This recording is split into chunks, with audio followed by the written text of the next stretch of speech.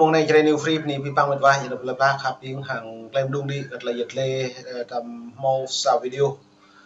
đã buộc gật là nhiều chiến lược chính trị Campuchia đã này lại nhiều tự đánh mất mình từ năm 2012 thôn đầu bò lúc tuổi rồi này là kẹt kri lần chào Campuchia là hai mong niệm nắp buộc luôn ta lại rùng thực hiện mọi cọ nhiều lại nhiều rồi có pan của Trung Quốc nên hắn này bố tổng thống Mỹ đối trong hắn này ta bàn là thế giới này lại là chính Trung Quốc lại chính kẻ thù làm trả tình cảm gần cuối cùng chỉ hàng Việt Nam hiếm bắt bố nên mày mò sao video mày về đi xem lăng là chuẩn bị đã bố hiếm bắt hạt rẻ có thể lấy quy bỏng lấy từng cật lấy đi bia có làm trả dùng bắt và tháo đi bia người quân sang đón tới bố lại làm trả còn chỉ một lần trong mỗi chừng xong mọi nạ buồn sang nhiều thì được lại mở loại hiện yếu quân cù lao động làm việc chân tay xong mà cái nhiều phụ tuy là đây bà Hun Sen hàng nạ nhiều hôm nét kiện president trả là như bản trình hướng như là bản cỡ Trung Quốc nó này bố lấy trả bởi bản Trung Quốc bỏ một đi bèo tung lột hụt Rusa tới có bài đoạn về tới lần trả Việt Nam tới Ibo nhưng bản Trung Quốc bỏ sang đi bèo cấp lộ lợi cái nó nòng rè cái nhiều nên mình mau sao video yang được sang pre xem lang play video bắt đầu này hàng play tha này rất lệ về du lịch, về sản xuất nông nghiệp mà người dân Campuchia xưa nay vẫn là những người cần cù lao động. Nhưng mà trong những năm qua thì có thể nói là chính phủ Campuchia mà đứng đầu là Hun Sen và những năm gần đây thì là Hun Manet, con trai của Hun Sen làm thủ tướng. Thì tình hình Campuchia hết sức phức tạp ở chỗ là đã nghiêng hẳn về Trung Quốc và có những hành động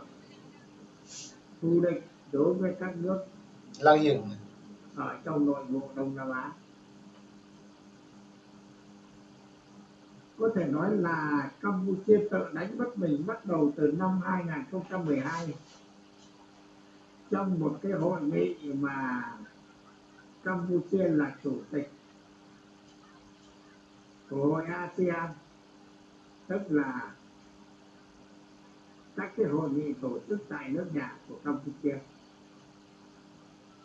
Lúc đấy thì tình hình Biển Đông Trung Quốc tỏ ra rất hung hăng,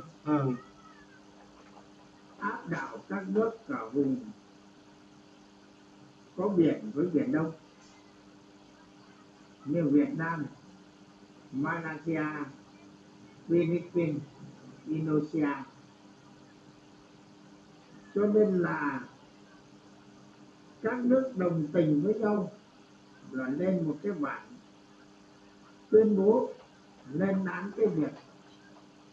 và bành trướng của Trung Quốc ở Biển Đông. Thì khi biểu quyết 10 nước thì 9 nước biểu quyết tán thành, riêng nước chủ nhà Campuchia thì phản đối. Do đó mà nghị quyết lên án Trung Quốc bành trướng ở Biển Đông năm 2012 là không thực hiện được. Đến một cái tiếp tay Trung Quốc chỉ là năm 2016 Philippines kiện Trung Quốc ra tòa quốc tế về cái bành trướng lưỡi bò ở vùng Biển Đông. Tòa án quốc tế xử Campuchia thắng, nhưng xin lỗi là Philippines thắng. Tòa án xử là Philippines thắng Trung Quốc thì Campuchia lúc đó lại một lần nữa phản đối, không tán thành cái quyết định của tòa án đối với vấn đề cảnh cáo Trung Quốc ở Biển Đông trong cái việc mà lưỡi bò. Đường lưỡi bò gì rồi. Thế rồi tiếp đó thì chúng ta thấy là nó lại tiếp tục diễn biến những vấn đề mới. Đó là những năm 1-2 năm qua thì Campuchia tổ chức cái việc mà khai trương cái kênh đảo Phù Nam. nhằm mục đích là lái cái dòng nước của sông Mekong về biển Thái Lan mà không cho chảy về đồng bằng sông Cửu Long của Việt Nam nữa. Nó đến một rẽ miêu cái chính thuật của Trung Quốc ngạ bây giờ. Việt Nam bằng cách tức là không có nước để sản xuất đồng bằng sông Cửu Long. Mà nhà báo Mỹ đã nói là cái kênh đảo Phú Lam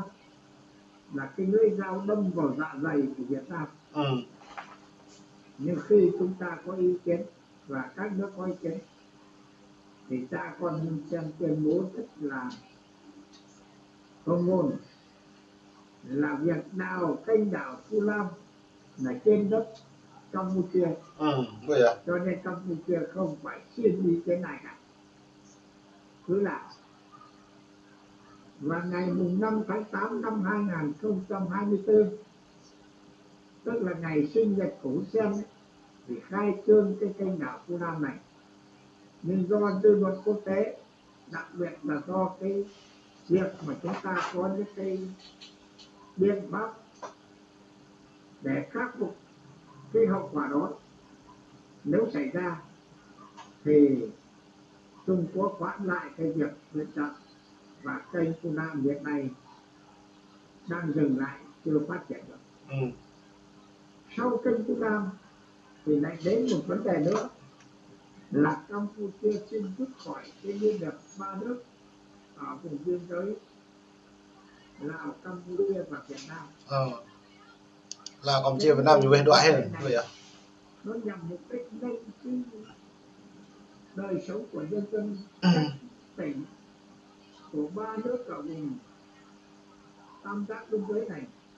tiến lên. Chúng ta đã đầu tư hàng hơn 2 tỷ đô la vào khu vực này,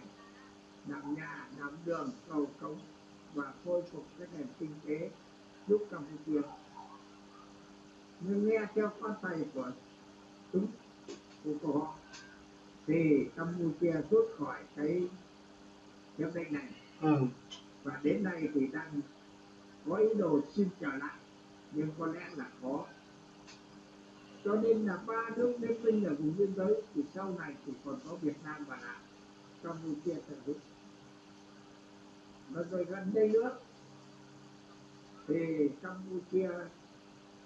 tiến tới cái bước mà làm mất đáng việc. Đó là tuyên bố là Campuchia bây giờ rất mạnh, có thể tiêu diệt Việt Nam trong một thời gian ngắn. Và đối với Lào thì gây căng thẳng biên giới với Lào, cho quân lấn chiếm ở vùng biên giới Lào. Đặc biệt Thái Lan